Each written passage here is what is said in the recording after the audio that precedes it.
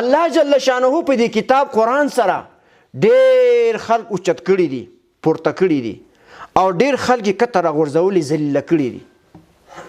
د دې حدیث لاندې محدثین لیکي هغه خلک کم خلک چې الله اوچت مقام ورکړی دی، الله په دنیا او په آخرت کې عزت ورکړی، دا کم خلک دي؟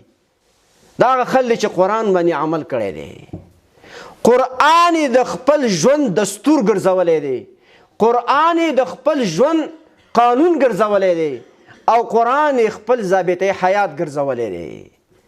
دا الله اوچت کړي دي. او الحمدلله ثم الحمدلله د افغانستان مجاهد ملت د دې حدیث مصداق دي چې الله جل شانه دوی ته اوچت مقام ورکو. څنګه ورکو؟ هغه ټوله دنیا ولا په ګوته بغاخ ده، ځکه دې مجاهد ملت د قرآن پاک په هغه آیاتونو باندې عمل وکړو چې کله کفار په تا ظلم زیاتی کوي او تا نه خپل ملک قبضه کوي، د هغو خلاف په تا جهاد فرض عین دی. الحمدلله افغانانو د هغو خلاف جهاد وکړو، الله څومره عزت ورکو. غرور او تکبر کې به نه راځو، ریاکاری به نه کوو، او په فیسبوک وغیره باندې به داسې لیکنې او داسې بیانونه نه کوو چې په هغې نه د تعصب بوی راځي، هغې نه د تکبر بوی راځي، د هغې نه د ریاکارۍ بوی راځي.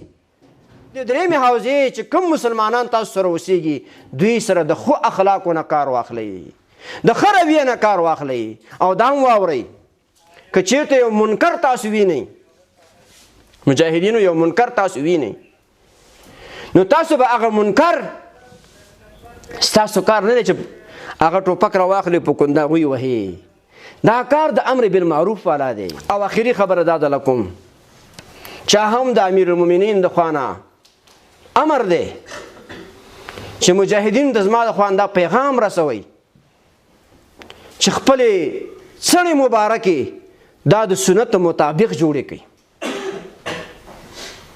دا ګور امیر ویلي زه نه وایم ښه، زه ځان نه شم، زه ستاسو د خپو خاوره یم، یو چړی ستاسو، یو طالب ستاسو مخې ته ولاړ یم.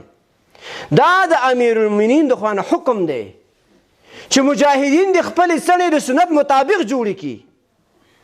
او اسانه طریقه دا ده، پښتو کې درته وایم، د غوږو د نرمۍ برابر، د غوږو د نرمۍ برابر، او د اوږو برابر، دې نه به ښکته نه وي، دې نه به ښکته نه وي.